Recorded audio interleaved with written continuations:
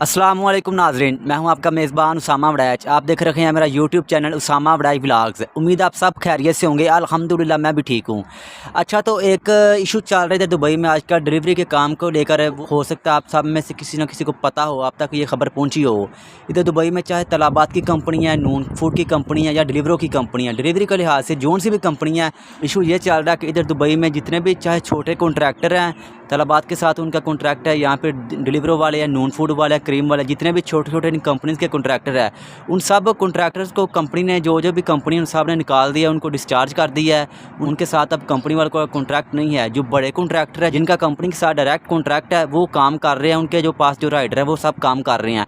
एक तो ये कॉन्ट्रैक्टर का लेकर इशू चल रहा है, उसके अलावा राइडर जो काम कर रहे हैं उनको लेकर एक इशू चल रहा है। वो इशू ये है कि कंपनी जितनी भी चाहे तलाबात है, डिलीवरो है, नून फूड है या फिर क्रीम है, ये अपने राइडर्स को निकाल रही हैं। काफ़ी ज़्यादा राइडर्स को निकाल रही हैं जिनके पास में भी शायद आज़ाद वीज़ा है, कंपनी का वीज़ा नहीं है। इस तरह लेकर काफ़ी इशू चल रहा है डिलीवरी के काम को लेकर इधर दुबई में। तो उमर भाई के साथ बातचीत करके पूरी डिटेल के अंदर पूछते हैं कि इसका रीज़न क्या है और अब आगे इसका क्या हल है। अगर फॉर एग्जांपल आपने इधर दुबई में आना चाहते हैं डिलीवरी के काम के लिए, तो उसका क्या प्रोसेस हो सकता है। तो वीडियो शुरू करने से पहले अगर आप मेरे यूट्यूब चैनल पर नए हैं तो चैनल को सब्सक्राइब कर लो, साथ ही बेल आइकन के बटन को प्रेस कर लें। अस्सलाम वालेकुम उमर भाई। जी वालेकुम सलाम उसामा भाई, क्या हाल है? ठीक है, बड़ी देर बाद आपने चक्कर लगाया यार। मैं तो बहुत उदास हो गया था आपसे। अल्हम्दुलिल्लाह उमर भाई, बस यार आपको पता है थोड़ा आजकल काम में बिज़ी हूँ, काम पर लग गया, तो पहले फ्री होता था। तो बहुत मेहरबानी, शुक्रिया, आज आपने दोबारा हमारे लिए फिर टाइम निकाला है। आप मेहरबानी वाली कौन सी बात है? अब पहले आप फ्री थे, अब हम फ्री हैं, इसमें कोई बात नहीं है। बात तो बिल्कुल ठीक है। अच्छा, तो लोगों को डिटेल में बताएं। आपने सुन ही लिया होगा कि आज की वीडियो का टॉपिक कौन सा है, ताकि लोगों को सब कुछ डिटेल में पता चल सके। ये पहले तो आप अपने बारे में बताएं ना कि आपको अब कितना टाइम हो गया फारिग बैठे हुए, क्योंकि मैं जानता हूँ उमर भाई काम पर नहीं जा रहे, ये काफ़ी देर से फारिग बैठे हैं। पहले अपने बारे में बताएं कि क्या रीज़न है इसका और कितना टाइम हो गया फारिग बैठे।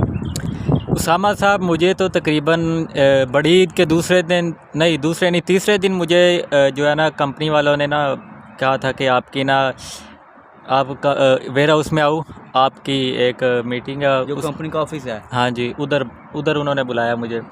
तो मैं उधर गया, उन्होंने कहा कि आपकी ना लो परफॉर्मेंस की वजह से आईडी सस्पेंड की है। तो पहले वो क्लास क्लियर की है, तो उन्होंने बोला कि जाओ। फिर 2 दिन बाद आईडी नहीं ओपन हुई, तो मैंने कॉन्ट्रैक्टर से बात की। तो उसने जब उनसे पूछा तो कंपनी वालों ने बोला, उन्होंने नहीं बताया। फिर कॉन्ट्रैक्टर ने मुझे कहा कि तुम दोबारा ऑफिस में जाओ, जाके पता करो कि क्या बात है, क्यों नहीं आईडी ओपन कर रहे। तो मैं गया दोबारा उधर।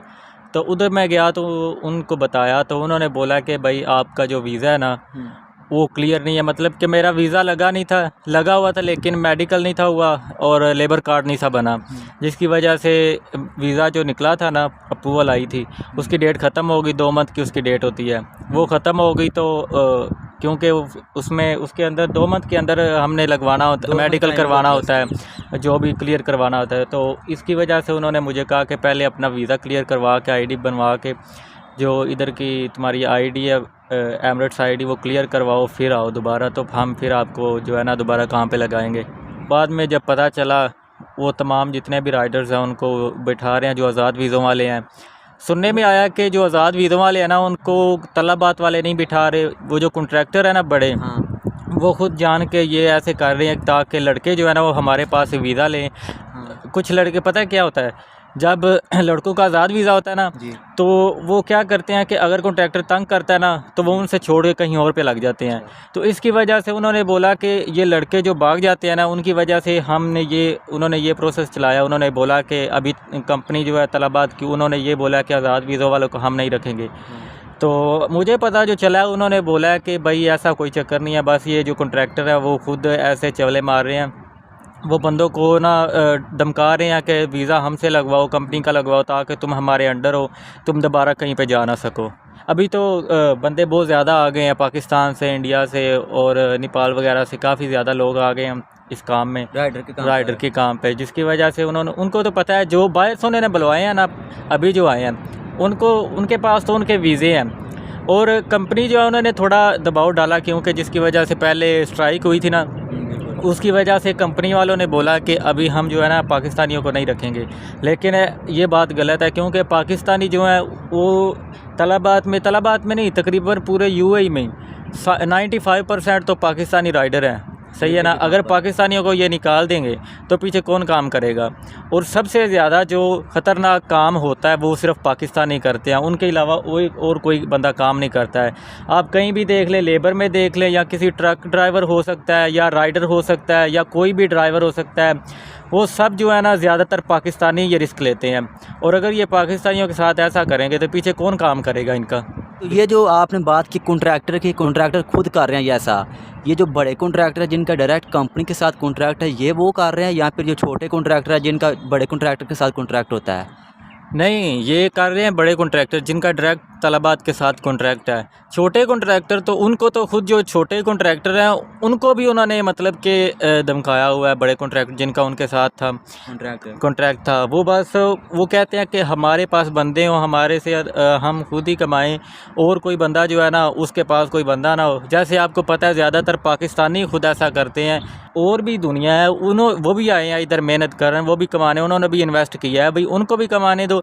आपने जो देखा आपके अंदाजे के मुताबिक इसका रीज़न ये है कि फॉर एग्ज़ाम्पल अभी मैं पाकिस्तान से आया हूँ, मैं ऐसे ही समझ लें मैंने आज़ाद वीज़ा लिया, मेरा उधर मूड नहीं है इधर आकर डिलीवरी के काम करने का। मैंने उधर से आज़ाद वीज़ा लेकर किसी से भी मैं लेकर इधर आ गया हूँ, मैंने डिलीवरी में काम करना है, तो मैं किसी भी कॉन्ट्रैक्टर के साथ बातचीत करके लाइसेंस ले सकता हूँ। तो उनका ये प्लान है जो भी बंदा इधर राइडरिंग में काम करने के लिए आए वो डायरेक्ट कंपनी का वीज़ा लेकर आए, हमारे से वीज़ा ले इधर आकर फिर हम उसको लाइसेंस देंगे, हमारे पास ही काम करे। पहले तो बात यह है कि पहले उधर पाकिस्तान में तो उनको सुनाते हैं बीने बहुत बड़ी बड़ी, उधर तो ऐसे छोड़ते हैं, वैसे बस सबज बाग दिखाते हैं, लो जी आप जब बस आओ इधर कंपनी में आओ, इतना पैसे कमाते हैं लोग, ये करते हैं वो करते हैं। मैंने ऑलरेडी आपकी वीडियो में पहले भी तफसील से बता चुका हूँ कि कितना बचता है, क्या हिसाब है।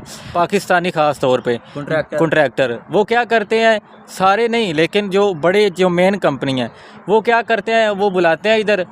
अभी जो इधर चल रहा है ना 8-9 मंथ 10 मंथ सिर्फ खाली वीज़े पे लगते हैं, वीज़ा लगने पे डिलीवरी का 8 मंथ में उन्होंने वीज़ा लगाना होता है, उसके बाद जाके फ़ाइल ओपन करवानी होती है। अभी इतना रश हो गया और वो लाइसेंस भी इतना लेट हो गया, हर बंदा जो है वो लाइसेंस ले रहा है।